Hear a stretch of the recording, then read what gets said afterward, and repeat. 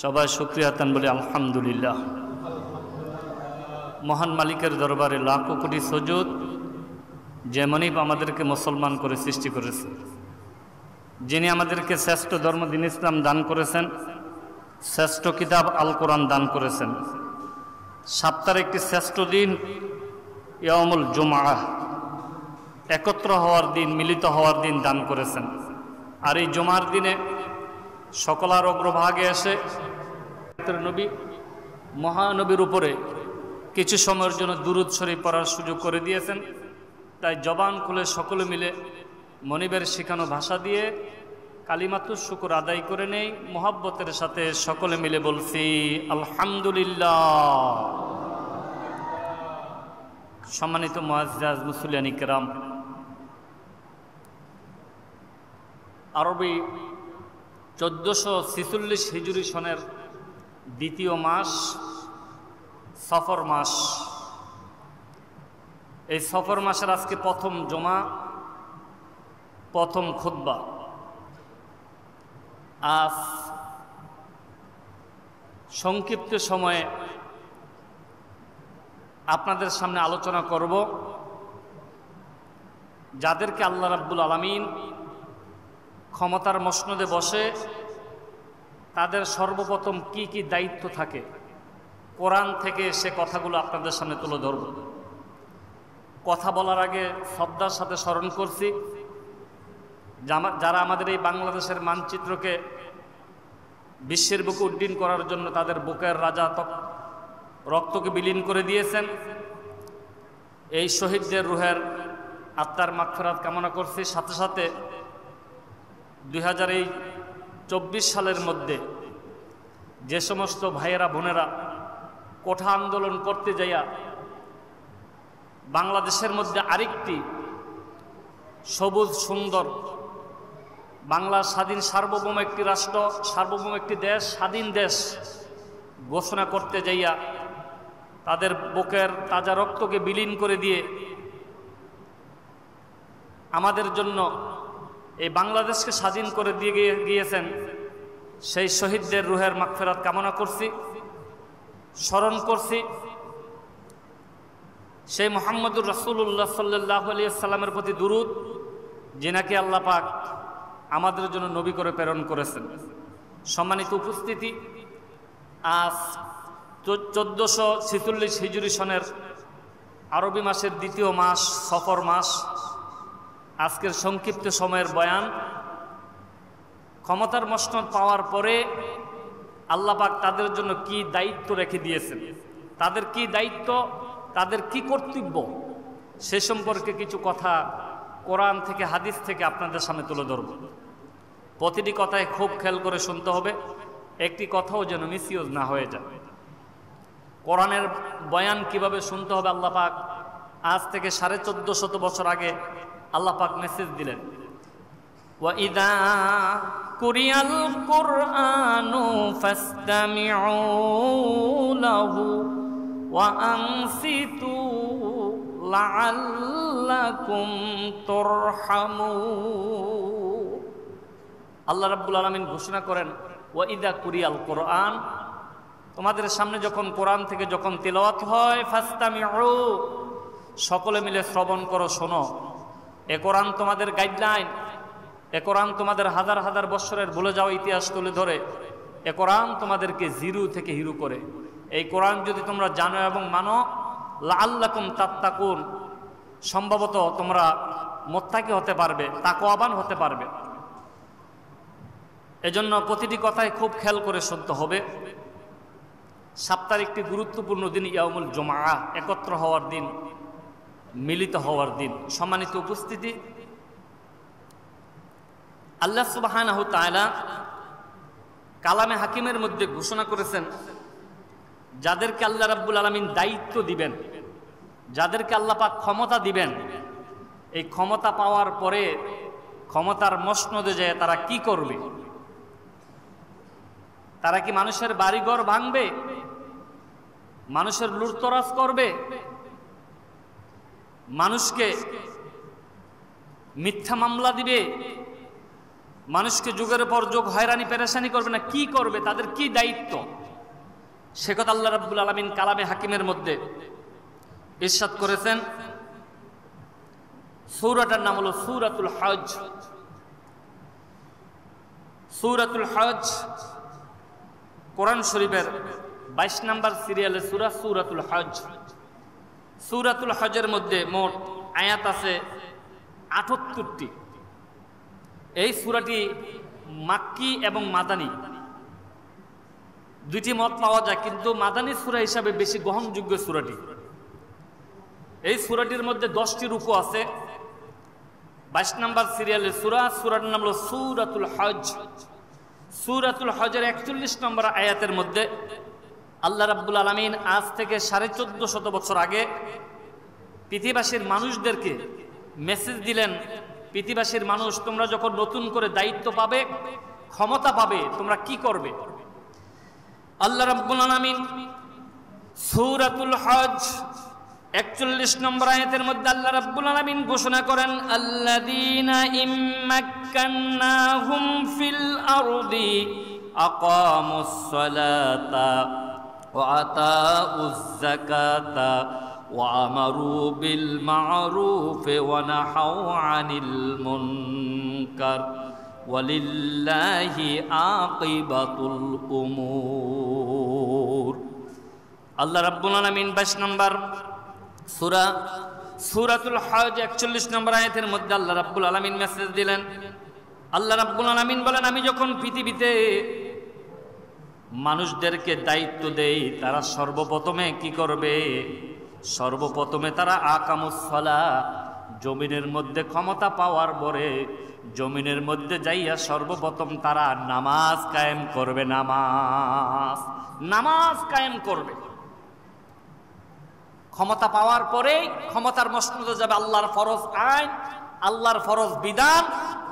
ক্ষমতার মসনদে বসেই ওই নেতা আদেশ দিবে যে নামাজ ফরজ, নামাজ আদায় করতে হবে। আল্লাহ রাব্বুল আলামিন নামাজের ব্যাপারে বলেছেন, ইন্নাস সালাতা তানহা আনিল ফাহশাই ওয়াল মুনকার। নিশ্চয়ই মানুষকে পাপ রাশির কাজ থেকে বাঁচাতে পারে একটি মাত্র হাতিয়ার, সেটা হলো নামাজ। as-salatu imaduddin, নামাজ হচ্ছে দিনের খুঁটি। মান আকামাস সালাতা, যারা নামাজ আদায় করলো, ফাকাত আকামাদ্দিন, সেজন্য দিন ইসলামের খুঁটিকে কায়েম করলো।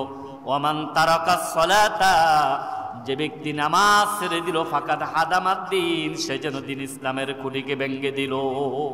তাহলে রাসূল বলছেন, ক্ষমতার মসনদে যারা বসবে সর্বপ্রথম আল্লাহ বলেছেন, রাসূল বলেছেন, তারা নামাজ প্রতিষ্ঠিত করবে।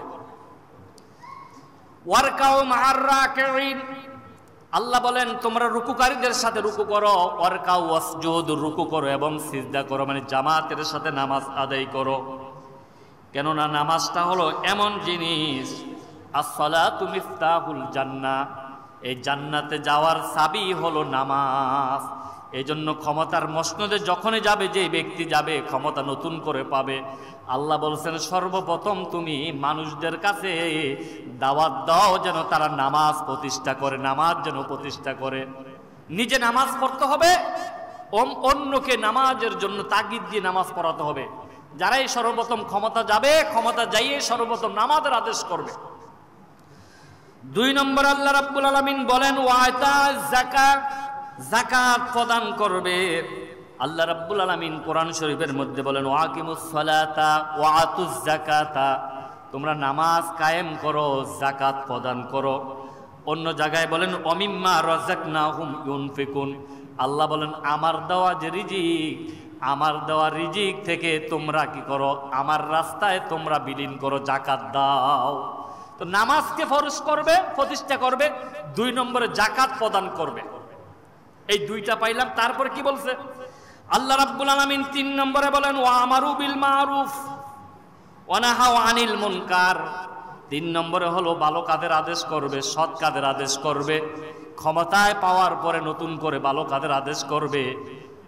ওয়া নাহাউ আনিল মুনকার, এবং মন্দ কাজের নিষেধ করবে, খারাপ কাজের নিষেধ করবে। আল্লাহ রাব্বুল আলামিন বলেন, ওয়ালিল্লাহি আকিবাতুল উমুর, আল্লাহ রাব্বুল আলামিন সেই সম্পর্কে, আল্লাহ পাক বান্দা যা করেন সকল কাজের পরিণাম আল্লাহ রাব্বুল আলামিনের ক্ষমতার মধ্যে আছে, ইখতিয়ারে আছে। মানে আমি আপনি যা করব সব আল্লাহ দেখেন, শুনেন। সামিউম বাসির আলিমুম বিযাতিস সুদূর, আল্লাহ সব দেখেন এবং জানেন। এই জন্য বলা হয়েছে যখনই নতুন করে কেউ ক্ষমতার মসনদে বসবে, ক্ষমতা পাবে, আল্লাহ বলেন তাদের 4টা কাজ করতে হবে। এবার বুঝে থাকলে আমার সাথে সবাই বলুন, ক্ষমতা দেওয়ার পরে নতুন করে ক্ষমতা পাইলে কয়টা কাজ করতে হবে? 4টা কাজ। সূরাতুল হজ 22 নম্বর সিরিয়ালের সূরা 41 নম্বর আয়াত আল্লাহ পাক বলেছেন আমরা সর্বপ্রথম কি করবেন? নামাজের প্রতিষ্ঠা করবে সমাজের মধ্যে। এরপরে কি করবে? যাকাত প্রদান করবে, যাকাত যেন দেয়, যাকাত প্রদান করবে। ও আমারু বিল মারুফ, মানুষকে ভালো কাজের আদেশ করবে। ও নাহাউ আনিল মুনকার, এবং মন্দ কাজের নিষেধ করবে। আর আমাদের দেশে আমরা অনেক জায়গাতে দেখি 10 বছর 15 বছর 20 বছর পর ক্ষমতা যদি পায়, নতুন করে বাড়িঘর ভাঙ্গা আরম্ভ করে, মানুষ মারা আরম্ভ করে, ঘর বাড়ি পোড়ানো আরম্ভ করে। কিন্তু কোরআন হাদিস ঘর বাড়ি পোড়ানো, মানুষ মারানো নতুন করে ক্ষমতা পাওয়ার পরে ওয়াল্লাহি আল্লাহর কসম করে বলছি, আল্লাহ এবং কোরআন এটাকে সমর্থন করে না। কিন্তু আমাদের দেশে 10-20 বছর পরে ক্ষমতা পাওয়ার পরে ভাঙ্গাভাঙ্গি আরম্ভ হয়, মারামারি আরম্ভ হয়, নানান কিছু করা হয়। রাসূল আরবি সাল্লাল্লাহু আলাইহি ওয়াসাল্লাম তিনি 13 বছর মক্কাতে মাইর খেয়েছেন। 13 বছর পর যখন মক্কার জমিন যখন রাসূল আরবি সাল্লাল্লাহু আলাইহি ওয়াসাল্লামের দখলে আসলেন, যখন মক্কার জমিন যখন তার ক্ষমতার মসনদে আসলেন, হুজুর সাল্লাল্লাহু আলাইহি ওয়াসাল্লাম সকলকে আমভাবে ক্ষমা করে দিয়েছেন যে তোমাদের সকলের জন্য আজকে মুক্ত ক্ষমা, তোমরা যারাই আমার কাছে আসবে সকলকে আমি ক্ষমা করে দিলাম। আর আমাদের দেশে ক্ষমতার মসনদ পাওয়ার পরে নতুন করে বিগত 10 বছর কি হয়েছে, 20 বছর কি হয়েছে, সব ক্ষমতার মসনদে পাওয়ার পরে তার সব জাল, তার সব মজা তাদের থেকে নিতে থাকে। এটা বিলকুল হারাম, এটাকে হারাম বলা হয়েছে। এটা হারাম, নিশ্চয়ই হারাম। কেননা আল্লাহ পাক সর্বময় ক্ষমতার মালিক, আল্লাহ পাক সবকিছুর খবর নেবেন, বিচার করবেন। ইন্না বাতশা রাব্বিকা লাশাদীদ, আল্লাহর দরা সবচাইতে বড় দরা। এজন্য ক্ষমতা যারা পাবে, ক্ষমতা পাওয়ার পরে 4টা কাজ করবে। আকামুস সালাহ, নামাজ কায়েম করবে। আতাউজ যাকাত, যাকাত প্রদান করবে। ও আমারু বিল মারুফ, ভালো কাজের আদেশ করবে। ও নাহাউ আনিল মুনকার, মন্দ কাজের নিষেধ করবে। এবার বুঝে থাকলে বলেন, ক্ষমতায় গেলে কয়টা কাজ করতে হবে? 4টা কাজ করতে হবে। কিন্তু আমরা দেখি ক্ষমতায় যাওয়ার পরে বাবা এসে ক্ষমা করে দেয়, আর তার নেতারা এসে আবার তাদের জেল জরিমানা দিয়ে তাদেরকে আবার হত্যা মামলা, নানান কিছু, তাদেরকে আবার জরিমানা, তাদেরকে আবার জেল, তাদেরকে আবার ফাঁসির কাস্টে ঝুলায়। এগুলো ঠিক নয়। রাসূল সাল্লাল্লাহু আলাইহি ওয়াসাল্লাম সাধারণ ক্ষমা করে দিয়েছেন। রাসূল থেকে আমাদের শিক্ষা নিতে হবে। রাসূল হচ্ছে লাকাদ কানা লাকুম ফি রাসূলিল্লাহি উসওয়াতুন হাসানাহ, রাসূল হচ্ছে আমাদের জন্য উত্তম আদর্শ, রাসূল হচ্ছে আমাদের জন্য মডেল। রাসূল থেকে আমাদেরকে শিক্ষা নিতে হবে। আমাদেরকে ক্ষমা করে দেওয়া সবচেয়ে মহৎ কাজ। আমরা দেখতে পাই যখন ক্ষমতার মসনদে নতুন করে বসে, সেই জায়গার মধ্যে কি করা হয়? চাঁদাবাজি করা হয়। যে এখন তো কয়েকদিনের জন্য সরকার নাই, এজন্য আমরা একদম চাঁদাবাজি করে দেশটাকে ডুবাই দিতে চাই।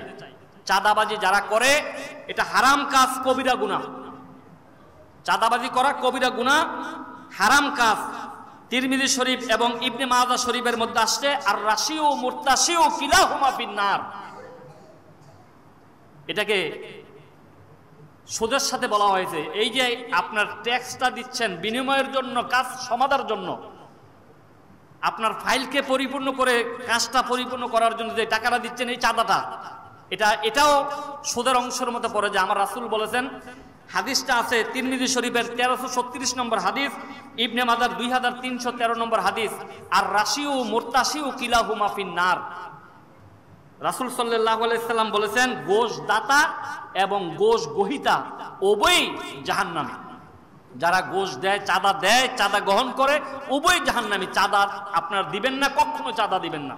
বর্তমানে যারা চাঁদাবাজি করতে চায়, জেনারেশন আছে আমাদের, এই যুব সমাজ আছে, বর্তমান নতুন সরকার আসতেছে, তাদের হাতে আপনারা ধরাই দিবেন, তাদেরকে উপযুক্ত শাস্তি দেওয়া হবে। আমরা দেখতে পেলাম গতদিন বিকালবেলায় এই ফেনীর বড় একটি মসজিদের মধ্যে নামাজ চলতেছে, অমনি সময় একজন মহিলা বোরকা পরিহিত অবস্থায় বিশাল এক মসজিদের মধ্যে আগুন দেওয়ার জন্য প্রস্তুত হয়ে একেবারে তৈরি হয়ে আসে, যুবকেরা ধরে সেনাবাহিনীর হাতে দিয়ে দিচ্ছে। এভাবে দেশের মধ্যে অনেক চাঁদাবাজি চলতেছে। আমাদের এই দেশের মধ্যে অনেক চাঁদাবাজি ছিল, কিন্তু ইনশাল্লাহ এই নতুন সূর্য যখন উদিত হয়েছে, আমাদের দৃঢ় বিশ্বাস বাংলার জমিনে আর চাঁদাবাজি হবে না। আমরা দেখতে পেলাম যে কংসনগর থেকে আমাদের এই ক্যান্টনমেন্টের যে ভাড়া ছিল 30 টাকা, সেই ভাড়া এখন 20 টাকা হয়েছে। কেননা যেটার 50 টাকা করে প্রত্যেক সিএনজিতে নেওয়া হইতো, আপনার কি দেখো জিপিকে বন্ধ করে দিয়েছে ছেলেরা এসে। এভাবে সর্ব অবস্থার মধ্যে আপনারা শুনলে আশ্চর্য হবেন, জামাতের যে ছেলেরা আছে, যেখানে মন্দির আছে সেই মন্দিরের মধ্যে যেয়ে তারা পাহারা দিতেছে, যেখানে যেখানে সংখ্যালঘু আছে সেখানে যাইয়া তারা তাদের পার্শ্বে দাঁড়াইতেছে, যেন সংখ্যালঘুদের উপরে যেন অত্যাচার না হয়। রাসূল সাল্লাল্লাহু আলাইহি সাল্লাম বলেছেন, যারা সংখ্যালঘুদের উপর অত্যাচার করবে 50 আলফা সানা মিম্মা তাউদ্দুন, হাসরের ময়দানে তাদের বিচারটা এমন ভাবে কঠোর থেকে কঠোর করা হবে, ফামাইয়া আমাল মিসকালা যাররাতিন খায়রান ইয়ারা ওয়া মাইয়া আমাল মিসকালা যাররাতিন শাররান ইয়ারা। আল্লাহ কঠোর থেকে কঠোর বিচার করবেন। সংখ্যালঘুদের উপর অত্যাচার করা যাবে না। কেউ যদি ক্ষমা চায়, আত্মসমর্পণ করে, তাদেরকে ক্ষমা করে দিতে হবে। ক্ষমাই মহত্বের লক্ষণ। এজন্য চাঁদাবাজিকে বন্ধ করে দিতে হবে। চাঁদাবাজি করা যাবে না, নিপীড়ন করা যাবে না, দুঃশাসন করা যাবে না। রাসূল সাল্লাল্লাহু আলাইহি সাল্লাম বলেছেন, মান রাআ মিনকুম মুনকারান ফালিয়ুগাইয়িরু বিয়াদিহি ফাইন লাম ইস্তাতি ফাবিলিসানিহি ফাইন লাম ইস্তাতি ফাবিকলবিহি যালিকা আদাফুল ঈমান। বুখারী মুসলিমের হাদিস। রাসূল আরবি সাল্লাল্লাহু আলাইহি সাল্লাম বলেন, তোমাদের সামনে যখন ইসলাম বিদ্বেষী কোনো কাজ হয়, ধর্ম বিদ্বেষী কোনো কাজ হয়, ফালিয়ুগাইয়িরু বিয়াদিহি, দুই হাত দ্বারা বাধা প্রদান করো। দুই হাত দ্বারা যদি বাধা প্রদান না করতে পারো, ফাইন লাম ইয়াস্তাতি ফাবিলিসানি, জবান দ্বারা বলো। জবানও যদি না বলতে পারো, ফাইন লাম ইয়াস্তাতি ফাবিকালবি, অন্তরে ঘৃণা পোষণ করো। আমাদেরকে হাতের বাধা দিতে হবে, নয় মুখে বলতে হবে, নয় অন্তরে ঘৃণা করতে হবে। কিন্তু আমাদের দেশে যখন এখন এই রক্তিম সূর্য, লাল সূর্য, অনেক রক্তের পর যখন আমরা আবার দেশকে নতুনভাবে স্বাধীন পেয়েছি, আমাদের দেশে অবৈধ কাজ হবে, আমাদের দেশে চাঁদাবাজি হবে, আমাদের দেশে মারামারি খুন খারাপ হবে, আমরা কখনো দামে নিতে পারি না। রাসূল থেকে শিক্ষা নিতে হবে। রাসূল হচ্ছেন লাকাদ কানা লাকুম ফি রাসূলিল্লাহি উসওয়াতুন হাসানা। রাসূলের আদর্শে আমাদের আদর্শবান হতে হবে। মারামারি, কাটাকাটি, হিংসা বিদ্বেষ করা যাবে না। এক ভাই, আল মুসলিম আখুল মুসলিম, এক ভাই অপর ভাই আপনার মুসলমান ভাই হিসাবে তার সহানুভূতি করতে হবে, তাকে ক্ষমা করে দিয়ে তাকে পাশে টেনে আনতে হবে। মারামারি, খুন খারাপি এগুলো কখনো করা যাবে না। আল্লাহ রাব্বুল আলামিন কোরআন শরীফের মধ্যে সূরাতুল বাকারার 188 নম্বর আয়াতের মধ্যে আল্লাহ রাব্বুল আলামিন মেসেজ দিলেন, ওয়ালা তাকুলু আমওয়ালাকুম বাইনাকুম বিল বাতিল। আল্লাহ রাব্বুল আলামিন বলেছেন, তোমাদের মধ্যে পরস্পরের ধন সম্পত্তি অন্যায়ভাবে তোমরা বক্ষণ করিও না, অন্যায়ভাবে তোমরা গাছ করিও না, অন্যায়ভাবে ভাগ করে নিও না। যেমন ক্ষমতা পাওয়ার পরে আমরা দেখতে পেয়েছিলাম, খুব আবেগের বশীভূত হইয়া সেই গণভবন থেকে, বঙ্গভবন থেকে সবগুলো ভাগ করে নিয়ে আসছে। যখন ইসলামী রাষ্ট্রের লোকেরা, আলেম ওলামারা বলছে এগুলো নেওয়া যাবে না, এগুলো আমাদের সম্পদ, আবার দেখলাম দলে দলে যাইয়া সবাই আবার এগুলো ফিরে দিয়ে আসছে। তার মানে হলো ক্ষমতায় পাওয়ার পরেই ইচ্ছা করে কারো উপরে জুলুম করা যাবে না, চাঁদাবাজি করা যাবে না, কারো ধন সম্পদ জোরপূর্বক আদায় করা নেওয়া যাবে না, গ্রাস করা যাবে না। আল্লাহ রাব্বুল আলামিন 2 নম্বর সিরিয়ালের সূরাতুল বাকারার 188 নম্বর আয়াতের মধ্যে আল্লাহ বলেন, ওয়ালা তাকুলু আমওয়ালাকুম বাইনাকুম বিল বাতিল। আল্লাহ রাব্বুল আলামিন বলেন, তোমাদের মধ্যে পরস্পরের ধন সম্পত্তি তোমরা ভাগ করে নিয়ে যাইও না। মানে ক্ষমতা পাইছো এই জন্য তোমার ভাই বাড়িতে নাই, সব ধন সম্পত্তি নিয়ে গেলাম না, এটা অন্যায়, জুলুম আল্লাহ বরদাস্ত করে না। যাদের উপরে জুলুম করা হয় তারা হলো মাজলুম। গত 2 জুমা আগে বলেছি, মাজলুমের দোয়া আল্লাহর দরবারে এত তাড়াতাড়ি পৌঁছে, বন্দুকের গুলি যত না তাড়াতাড়ি পৌঁছে, তার আগে আগে মাজলুমের দোয়া আল্লাহর দরবারে পৌঁছে যায়। আর মাজলুম যখন দোয়া করে, আল্লাহর আরশ পর্যন্ত থরথর করে কাঁপতে থাকে। এই মাজলুমের দোয়ার কারণে পৃথিবীতে যত জালেমেরা জুলুম করেছে, আর মাজলুমের দোয়ার কারণে আল্লাহ রাব্বুল আলামিন এই ক্ষমতার তথ্যকে 2041 সাল থেকে একটা লাথি মেরে 24 সালের মধ্যেই আল্লাহ পাক তাদের ক্ষমতাকে ছোট করে দিয়ে তাদেরকে বাংলার জমিনে জায়গা না করে দিয়ে তাদের বাবাজিদের দেশে পাঠাই দিয়েছে। তার একটি মাত্র কারণ, যারাই জুলুম করবে জুলুমের ভার আল্লাহ সহ্য করে না, মাজলুমের দোয়া আল্লাহর দরবারে পৌঁছে যায়। এজন্য বন্ধুরা আমার, ভাইয়েরা আমার, আমাদেরকে সোচ্চার হতে হবে, আমাদেরকে সাবধানতা অবলম্বন করতে হবে। আর দুনিয়া ও মাজরাতুল আখিরা, দুনিয়াটা হলো পরকালের খেতি। মান আমিলা সালিহান ফালিনাফসিহি ওয়া মান আসাফা আলাইহা। দুনিয়ার জমিনে যারা ভালো করে তাদের প্রতিফল ভালো হবে, আর দুনিয়ার জমিনে যারা মন্দ করে তাদের প্রতিফল যেমনটা আমরা দেখছি এক সপ্তাহ আগে ঠিক তেমনই হবে। প্রতিফল যদি ভালো করেন দুনিয়ায় ভালো হবে, পরকালে ভালো হবে। আর দুনিয়ায় যদি কেউ মন্দ করেন, দুনিয়ায় তো সাজা হবে, দুনিয়ায় মজা হবে, তারপর পরকালে সাজার জাহান্নামের মজা আপনাকে পাইতে হবে। এই জন্য সাবধানতা অবলম্বন করতে হবে। আল্লাহ রাব্বুল আলামিন বলেছেন ওয়াতাসিমু বিহাবলিল্লাহি জামিয়া ওয়ালা তাফাররাকু। সূরা ইমরানের 103 নম্বর আয়াতের মধ্যে আল্লাহ মেসেজ দিয়েছেন, 3 নম্বর সিরিয়ালের সূরা, তোমরা আল্লাহর রজ্জুকে শক্তভাবে সকলে মিলে আঁকড়ে ধরো, ওয়ালা তাফাররাকু, এর মধ্যে বিচ্ছিন্ন হয়ো না, দলে দলে বিচ্ছিন্ন হয়ো না। তোমরা ইসলামী দলের মধ্যে, আল্লাহর দিনের মধ্যে, আল্লাহর রাস্তায় তোমরা সকল অটুট থাকো। আল্লাহর দিনকে, আল্লাহর ইসলামকে, আল্লাহর কোরআনকে, আল্লাহর রজ্জুকে ওয়াতাসিমু বিহাবলিল্লাহি জামিয়া ওয়ালা তাফাররাকু, শক্তভাবে আঁকড়ে ধরো। হাবলুন মানে হলো রশি। এখানে রশি দিয়ে আল্লাহ পাক কি বুঝালেন? এখানে রশি মানে হলো আল্লাহর রজ্জু, আল্লাহর বিধান, কোরআন শরীফকে তোমরা যদি আঁকড়ে ধরো কখনো তোমরা পথভ্রষ্ট হবে না। রাসূল বলেছেন তার সাথে আরেকটা দুইটা, তারাকতু ফীকুম আমরাইন লান তাদিল্লু মা তামাসসাকতুম বিহিমা কিতাবাল্লাহি ওয়া সুন্নাত রাসূলি। দুইটা জিনিস যদি আঁকড়ে ধরো তোমরা কখনো পথভ্রষ্ট হবে না। একটা হলো কালামুল্লাহ, আল্লাহর কোরআন, আরেকটা হলো আমি রাসূলের সুন্নাহ। এই দুইটা জিনিস যদি আঁকড়ে ধরো তোমরা কখনো পথভ্রষ্ট হবে না। বলি আল্লাহু আকবার। বন্ধুরা আমার, ভাইয়েরা আমার, সর্বময় ক্ষমতার মালিক আল্লাহ, এই কথা আমাদের বিশ্বাস করতে হবে। আল্লাহ সুবহানাহু ওয়া তাআলা কাউকে 10 তলার মালিক বানান, কাউকে গাছতলার মালিক বানান। আল্লাহ রাব্বুল আলামিন কালামে হাকিমের মধ্যে বলেন, কুলিল্লাহুম্মা মালিকাল মুলক তুতিল মুলকা মান তাশা ওয়া তানজিউল মুলকা মিম্মান তাশা ওয়া তুইজ্জু মান তাশা ওয়া তুযিল্লু মান তাশা বিয়াদিকাল খায়র ইন্নাকা আলা কুল্লি শাইইন কাদির। আল্লাহ রাব্বুল আলামিন বলেন, কুলিল্লাহুম্মা মালিকাল মুলক। আল্লাহ বলেন আমি কাউকে রাজ্য দেই, ক্ষমতা দেই, আমি আল্লাহ আবার কারো থেকে ক্ষমতা ছিনাইয়া নেই।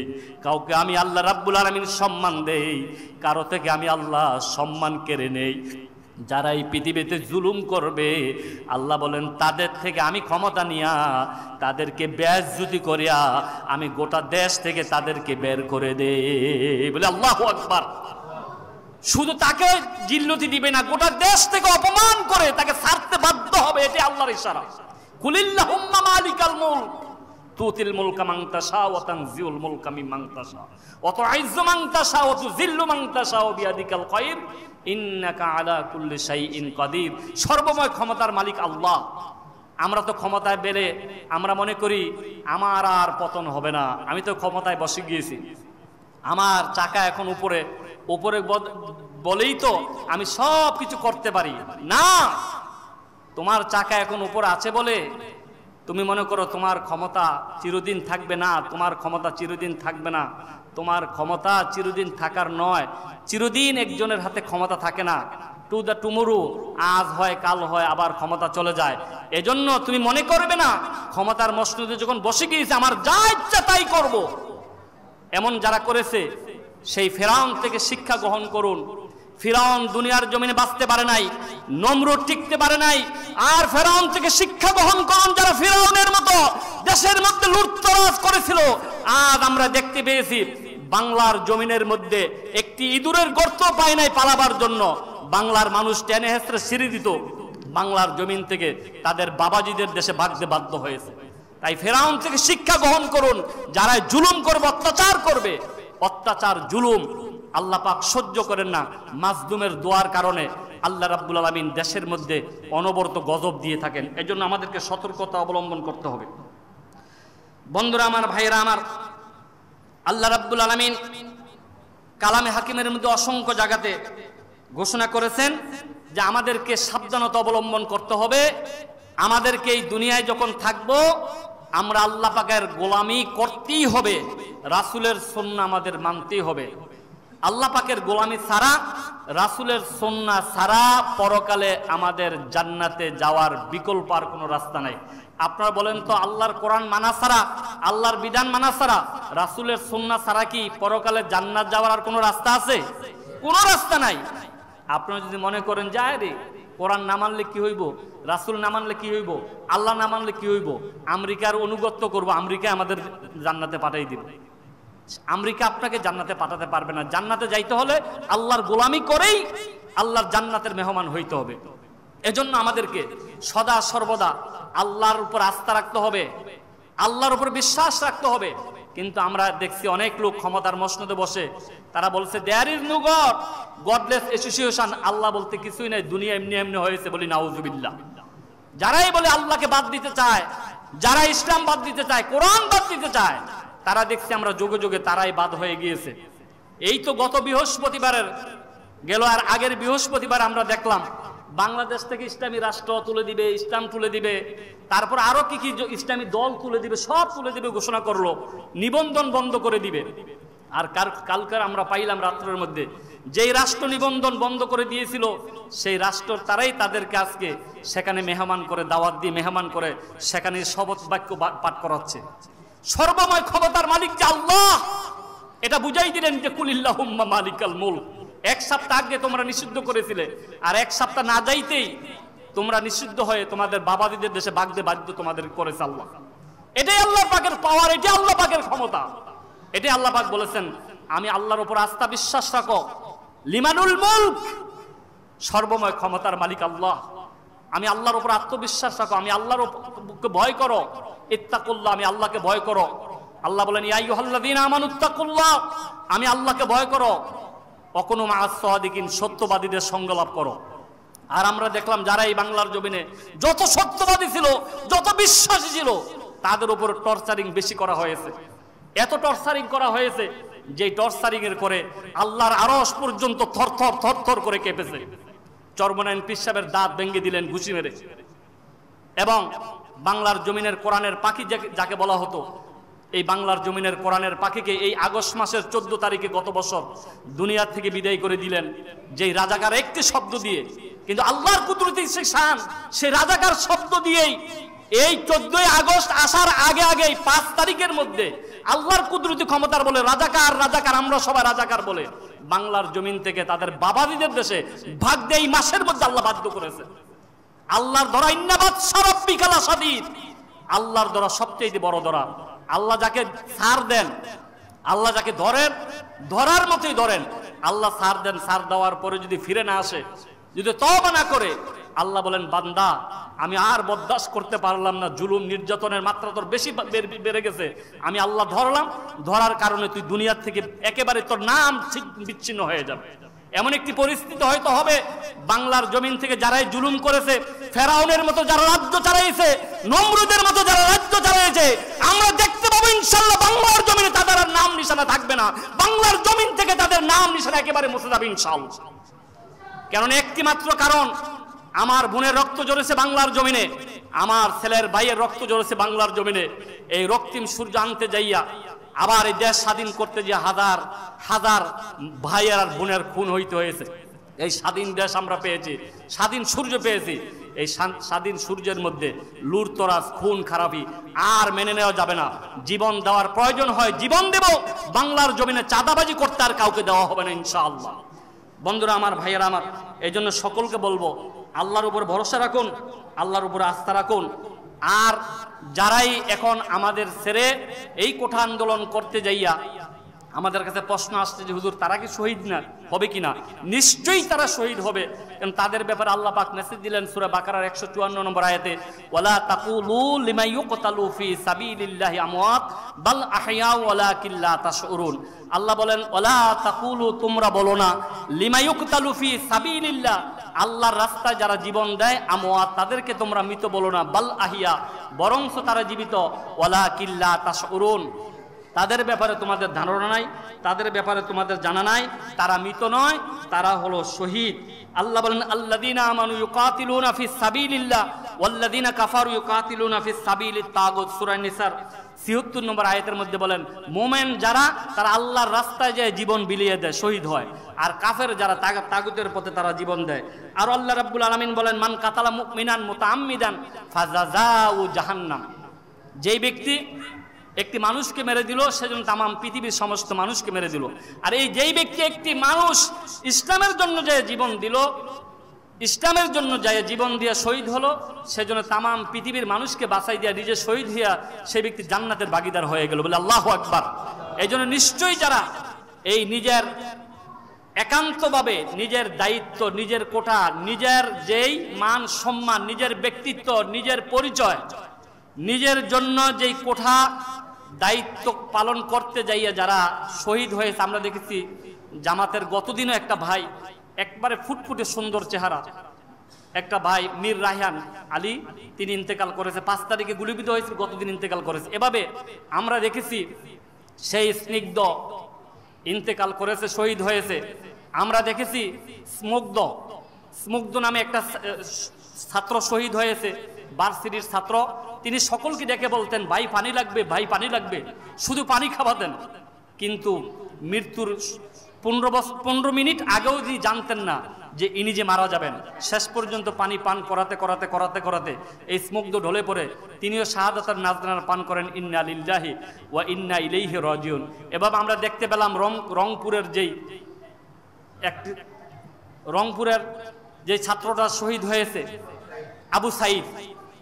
আবু সাঈদের জন্য তামাম বিশ্ববাসী সর্বপ্রথম শহীদ হয়েছে, বুক পেতে দিয়েছে। তামাম বিশ্ববাসী তার জন্য এমনভাবে তাকে কোলে টেনে নিয়েছে, শত শত মানুষ তার জন্য সহযোগিতার হাত বাড়াচ্ছে। আমরা দেখতে পেলাম গত পরশু দিনের আগের দিন এই আমাদের জামাত ইসলামের যে আমির, ইনি সেখানে বিমান ভাড়া করে লোকদেরকে নিয়ে তার বাড়িঘর দেখে আসছে। এজন্য যারা ইসলামী রাষ্ট্র কায়েম করবে, আল্লাহ পাক বলেছেন 4টা জিনিস তোমরা করবে। সূরাতুল হজ 22 নম্বর সিরিয়ালের সূরা 41 নম্বর আয়াতে আল্লাহ বলেন ওয়াকিমুস সালাহ, নামাজ কায়েম করবে ক্ষমতার মসনদে যাইয়া, ওয়া আতাউজ যাকাত, যাকাত প্রদান করবে, ও আমারু বিল মারুফ, মানুষকে ভালো কাজের আদেশ করবে, ও নাহাউ আনিল মুনকার, আর মন্দ কাজের নিষেধ করবে। আর আমরা দেখা যায় ক্ষমতা পাওয়ার পরে বাড়িঘর পোড়ানো আরম্ভ করে দেই। এর অত্যাচারী, জুলুম, নির্যাতন, নিপীড়ন আল্লাহ বরদাস্ত করবে না, চাঁদাবাজি বরদাস্ত করবে না, ক্ষমা করে দিবেন। সাধারণভাবে যদি ক্ষমা করে দেন আল্লাহ আপনার ক্ষমা করে দিবে, আল্লাহ আপনার দাম বাড়াই দিবে। এই জন্য মারামারি, হিংসা, বিদ্বেষ এগুলো কখনো করা যাবে না, এগুলো আল্লাহ বরদাস্ত করবে না। বন্ধুরা আমার, ভাইরা আমার,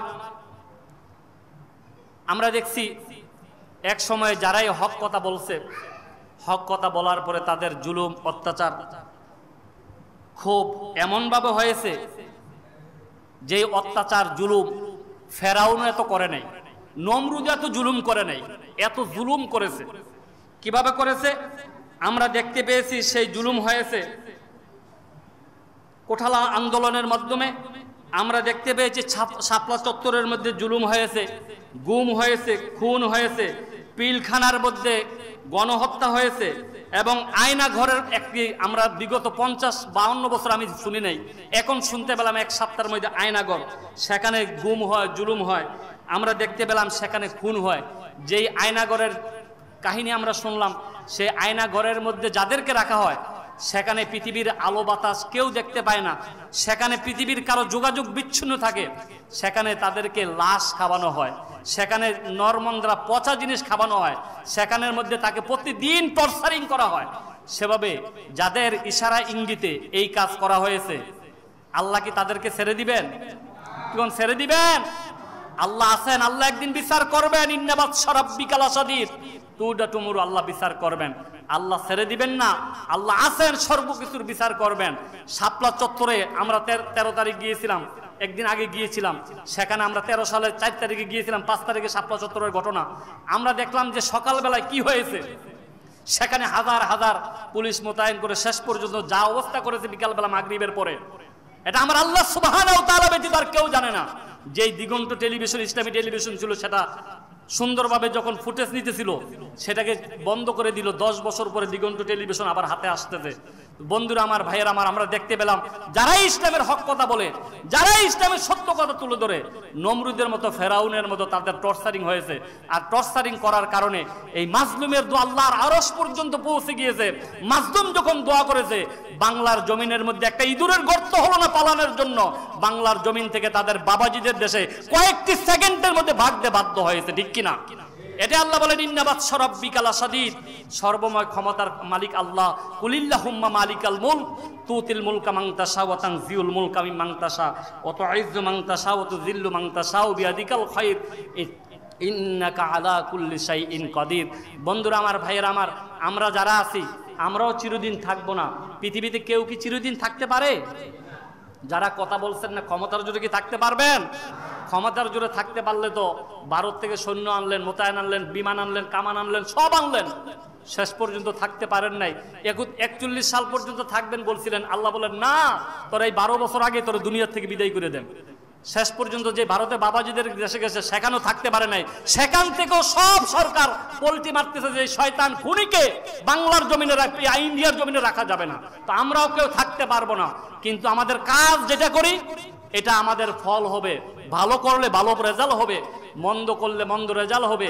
কবি কত সুন্দর করে বলেছেন, পৃথিবীতে কেউ স্থায়ী হয় না, হয় না সে ফিরাউন কিবা নমরুদ, কেউ ববে চিরদিন রবে না, কেউ ববে চিরদিন রবে না।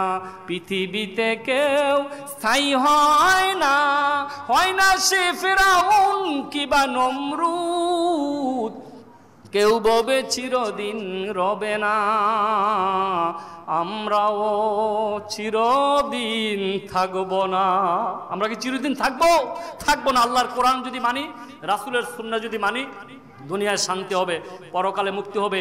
এটাই আমার রাসূল বলেছেন, তারাকতু ফীকুম আমরাইন লান তাদিল্লু মা তামাসসাকতুম বিহিমা কিতাবাল্লাহি ওয়া সুন্নাত রাসূলি। ও আমার উম্মতেরা দুইটা জিনিসকে আঁকড়িয়ে ধরে, একটা হলো কোরআন, আরেকটা হলো আমি রাসূলের সুন্নাহ।